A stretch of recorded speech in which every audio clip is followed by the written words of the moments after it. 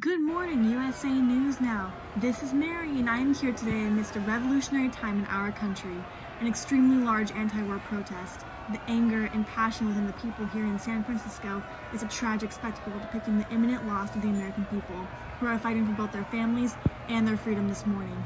Let's hear the perspective of supporter of change, a woman in favor of our incumbent president, Richard Nixon. Hello, I'm Nancy. Why, hello, Mary. First of all, why do you support Nixon? This war has gone on far too long. It has caused the people of this country to become violent towards our government. There are constant anti-war protests that are happening all across the nation. We are tired of war, and we want it to end. Richard Nixon promises to end this war and the unnecessary bloodshed that is to come. He plans to restore the stability and unity our country once had. This war has caused too much chaos and too much money has been spent. We are wasting our resources fighting this war that seems to have no end. And Nixon says he's going to stop it all. And that is what we want. And by the looks of it, many stand in agreement with the positives of Nixon's new presidency. However, some will argue that Johnson did implement the Great Society program to foster peace. Why do you oppose the Johnson administration? The Johnson administration has done nothing but escalate the conflict going on in Vietnam. All they have done is make it worse and have provided no successful strategy to help mediate what's been going on. Not only that, but he has created a mess of things here in the States. He has implemented this thing called the Great Society program. And you want to know what I think about that? I think it's just going to cause more problems. You see, the point of this program is to help aid in poverty and racial injustice. A good idea in theory, however, is it going to address the actual root of the problem? Or is it like fixing a leaky faucet in a burning building? Yes, it's going to aid in problems like giving the people in poverty access to medical care, but is it going to fix the real problem and help with poverty as a whole? Not only that, but this program is greatly costly, and we have already spent billions of dollars on the war.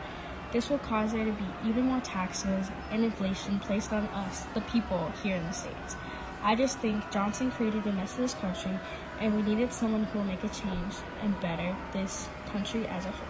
We need someone to stop this war and regain national peace. Thank you for sharing this, Nancy. And now, we will be hearing from a protester on the front lines of the action in San Francisco this morning. Excuse me, would you share your opinion with us today? Why are you against entering combat with Vietnam? It's the moral grounds, miss. This war is just simply unjust. The U.S. cannot keep sending our troops to help out other countries. It is sacrificing the lives of many American men. We can't be scared of communism being spread. We should focus on our own affairs to better America. And I understand your point, miss. What do you believe the anti-war movement will accomplish? I am here supporting the anti-war movement to speak my voice, give awareness, and push for a change. The more our protests go, the more the U.S. government will hear our voices and concerns for our soldiers during this unwinnable war. And what comes with speaking up against combat that will protect us from communism, does this mean that you are pro-communism? I am not at all for communism, and I do not wish for the spread of it, especially in the U.S., but I am for the lives of U.S. soldiers and citizens. Thank you for sharing, miss. And now, we'll be hearing from our very own Army veteran with us today. First of all, thank you for your service. How do you feel about the U.S. military entering combat with the communist Vietnam? From my experience, war has always seemed pointless. This one in particular. Many veterans, including myself, are very against this conflict. We've come together, if you've heard of us, the Vietnam Veterans Against the War. We all agree that this war is only going to continue to kill more and more civilians and U.S. soldiers. I guess you can call it an organization, have put together war protests, high-profile mass rallies, specifically against U.S. policies. Overall, the U.S. just needs to end this war. It's just going to kill more and more people.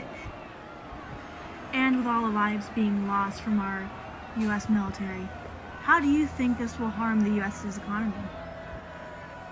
The war alone has been costing the government at least $2 billion every month. I mean, come on, that's insane. They're practically paying for people to die. Not only that, but with these high prices, the government is bound to experience a great amount of inflation, just so the government can pay for all these people to die.